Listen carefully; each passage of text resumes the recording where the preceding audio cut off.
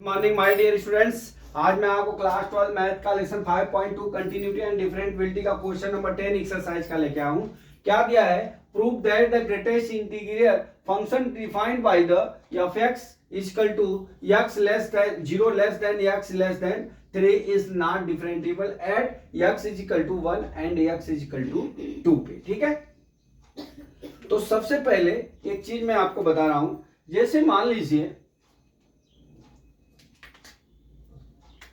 ये हमारा ग्राफ होता है, ठीक है, इसका मीडिएटर होता है। इधर क्या होता है? लेफ्ट हैंड लिमिट होता है, ठीक है, ये लेफ्ट हैंड डिफरेंशिएबल होता है। इधर क्या होता है? राइट हैंड डिफरेंशिएबल होता है।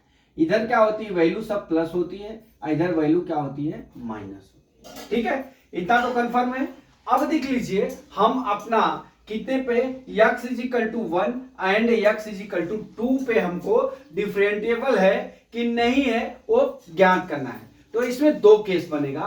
एक तो at x is equal to 1 पे हम क्या करेंगे? राइट हैंड डिफरेंशिएबल और लेफ्ट हैंड डिफरेंशिएबल ज्ञात करेंगे। फिर x इज इक्वल टू 2 पे हम राइट हैंड डिफरेंशिएबल और लेफ्ट हैंड डिफरेंशिएबल ज्ञात करेंगे। ठीक है, तो अब हम चलते हैं पहला सवाल पे। हम डिफरेंशिएबल करते हैं at x is equal to 1 पे। तो पहला केस में हम क्या करते हैं? जो हमारा सूत्र होता है limit s tends to 0 f a minus H minus F A upon minus H, ये कितने पे ज्ञात करना है? At x is equal to 1 पे। ठीक है, तो हमारा वैल्यू क्या हो जाएगा? देखिए यहां पे जो है limit s tends to 0 x equal to 1 है, जहां पे a है वहां पे आप 1 लिख लीजिए। यहां पे क्या हमने लिख लिया? f1 minus H minus F ए हो गया।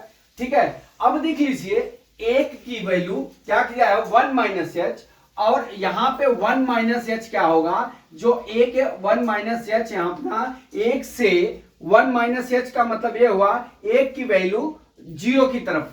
ठीक है, तो हमारा ये वैल्यू कितना हो जाएगा? यहां पे ये वैल्यू 0 हो जाएगी। ये कितना हो जाएगा? -1 अपान कितना हो जाएगा? माइनस एच हो जाएगा। ठीक है, ये जो वैल्यू है ये 0 हो जाएगी, क्योंकि यहां पे देख लीजिए यहां पे जब 0 वैल्यू होती है 1 होता है, फिर 2 होता है, 3 होता है, फिर 1 -1 -2 -3, इस तरह से जब होता है तो हमारा क्या वैल्यू यहां पे 1, यहां पे दिया 0 less than x less than 3 दिया है, तो वहां पे 1 की वैल्यू 1 माइनस एच की वैल्यू कितनी हो जाएगी? हमारी वैल्यू कितनी हो जाएगी?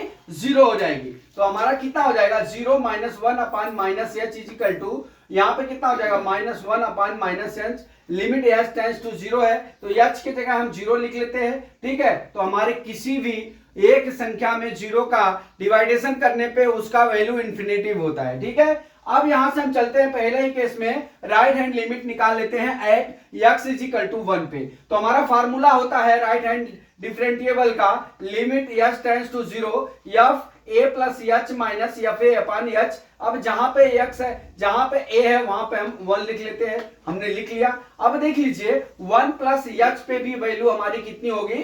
1 होगी। कितनी होगी? 1 होगी। तो 1 माइनस 1 अपान एच हो जाएगा।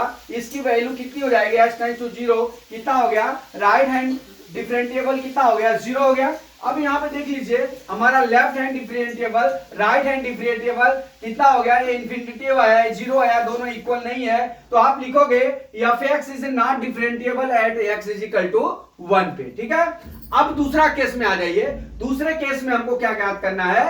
x इज इक्वल टू 2 पे। x इज इक्वल टू 2 पे हमारा फंक्शन क्या है? डिफरेंशिएबल है कि नॉट डिफरेंशिएबल है। तो यहां पे हम सबसे पहले लेफ्ट हैंड डिफरेंशिएबल ज्ञात करते हैं at x is equal to 2 पे। ठीक है, तो x इज इक्वल टू 2 पे हम डिफरेंशिएबल ज्ञात करेंगे। तो जहां पे a, इसका फार्मूला होता है limit h tends to 0 f a minus H minus F A upon minus H होता है। a किसमें होता है? लेफ्ट हैंड डिफरेंशिएबल में। अब जहां पे a है वहां पे हम 2 रख लेते हैं। 2 रख लिए। अब देख लीजिए इसकी वैल्यू 2 माइनस 1 हो जाएगी, क्योंकि 2 से कम कितना होगा? इस फंक्शन पे हमारा 1 होगा, इसलिए हम क्या लिख लिए? 2 माइनस 1 माइनस 2 लिख लिया। अब कितना आ गया हमारा? ए -1 अपान एच हो गया। हम लिख लेंगे 0 माइनस एच होगा, सॉरी यहाँ पे माइनस एच हो जाएगा, -1 अपान माइनस एच हो जाएगा। लिमिट h टेंड्स टू 0 है तो h की जगह आप 0 रख लेंगे तो इसकी वैल्यू कितनी हो गई, इंफिनिटी हो गई। ठीक है, उसी तरह से दूसरे केस में हम क्या ज्ञात करते हैं, राइट हैंड डिफरेंशिएबल निकालते हैं at x is equal to 2 पे।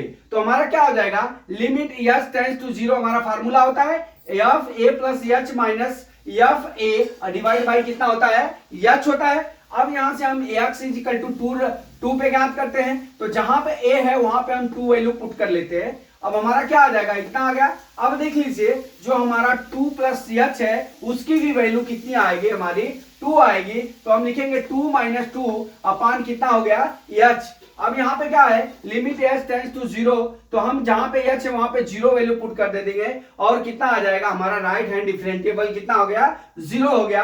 अब लिखेंगे left hand differentiable is equal to right hand not is equal to right hand differentiable, क्योंकि लेफ्ट हैंड डिफरेंशिएबल इन्फिनिटिव आया और राइट हैंड डिफरेंशिएबल कितना आ गया, 0 आ गया। तो लिखेंगे एफ एक्स मतलब function is not differentiable at X is equal to 2 पे। तो माय डियर स्टूडेंट्स, मैं ये समझता हूं कि ये आपको न्यूमेरिकल समझ में आ गया होगा। अगला न्यूमेरिकल कल मैं फिर लेके आता हूं। जय मां सरस्वती, जय भारत माता, जय जवान, जय किसान।